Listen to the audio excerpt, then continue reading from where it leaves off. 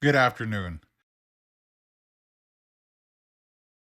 It is a joy to return to support the TDI conference. I want to open by recognizing the TDI board and CEO Eric Kaika for their important advocacy work over the past 2 years. Thank you. This month, we celebrate the 31st anniversary of the Americans with Disabilities Act, a law that has provided protection from discrimination in employment, education, and public space.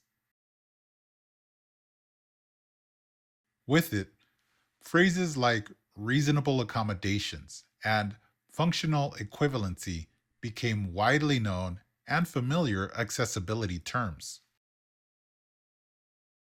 In the 1990s, this created pathways for the first form of relay services via TTY. In this era, deaf using TTYs to make calls through relay was considered functional equivalency, even though I am sure most would agree the communications experience was significantly different. Thus, functionally equivalent has in practice been driven by the best available technology, the best available solution that can be offered to the deaf community to provide a somewhat comparable and somewhat accessible form of communications. In the 1990s, best available meant TTY. But there was a lot of technology that simply didn't exist in 1990. Most significant being high speed internet, video, and mobile technology.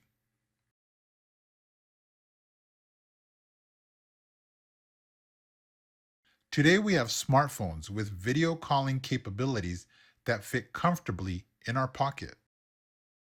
Technology continues to evolve with emerging solutions that incorporate voice and sign recognition. But laws and common practice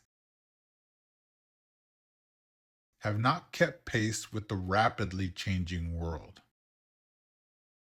As advocates,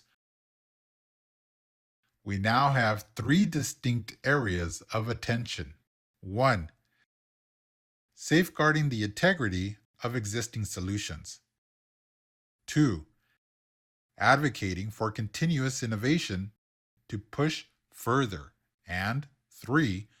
Ensuring that emerging technology is truly better and that it does not break systems that we've worked for decades to build.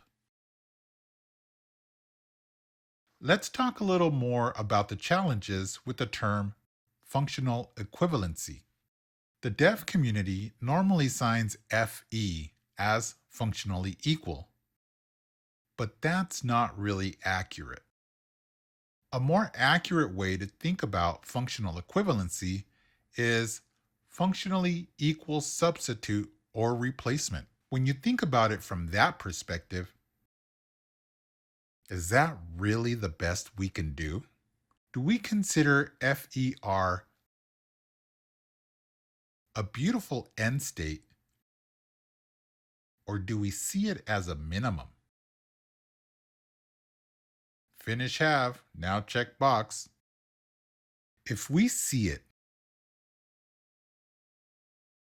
as a basic minimum to comply with the law, then how do we describe that bigger, more perfect communications experience? Moving beyond FER demands a mindset shift, and a new mindset needs new language. Today, we propose the community consider adopting use of communication equity as a stronger our goal.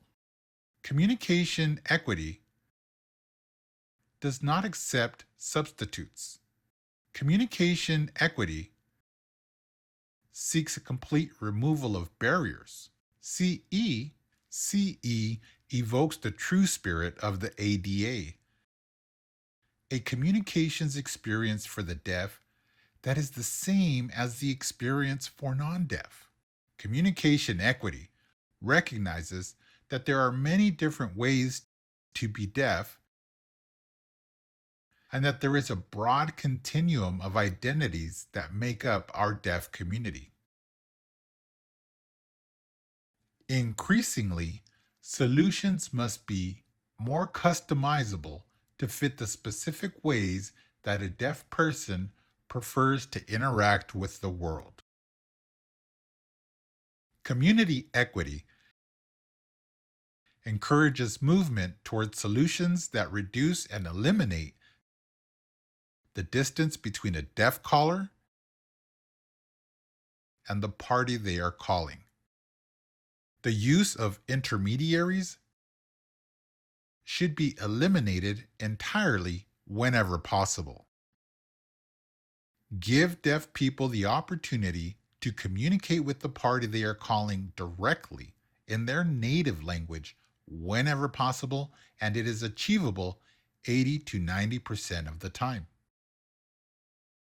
Make services more directly available in ASL for sign language users. Two clear and emerging applications are customer service and telehealth. FER versus CE, a comparative example. Some companies have worked to engineer solutions that connect deaf customers to their business through VRS or VRI. This provides basic access and exceeds the minimum standard required under the ADA, so we could say this solution is FER.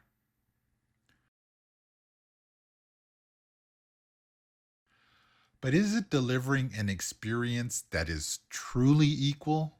Is this the goal?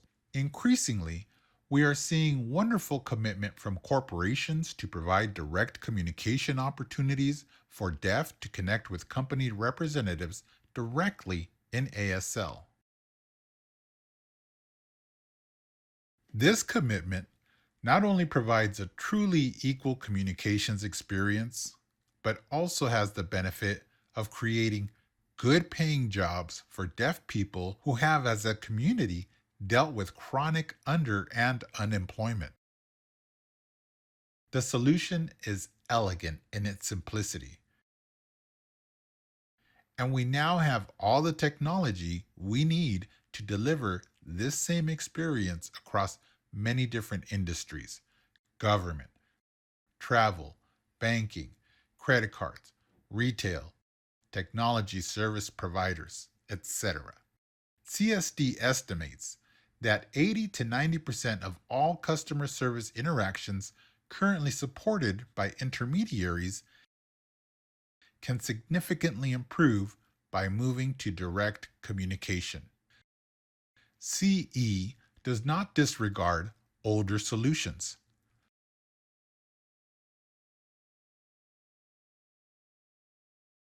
but becomes a mechanism for continuously pushing to reduce the gap. Eliminate the gap that separates deaf people from the rest of the world. CE should be the space in which new solutions are designed.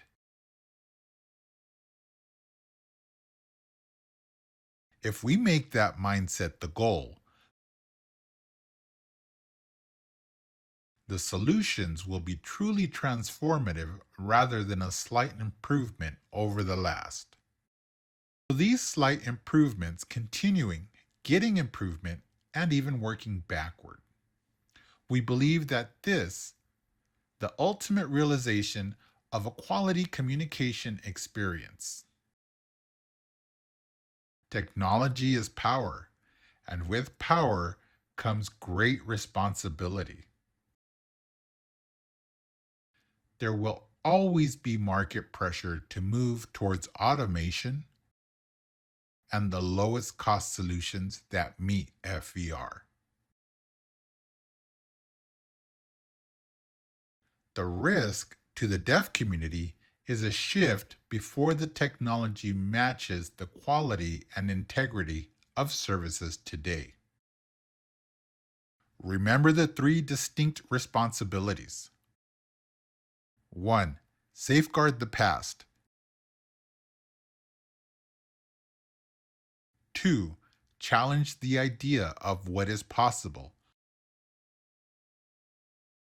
3. Ensure that innovation is better, not just cheaper.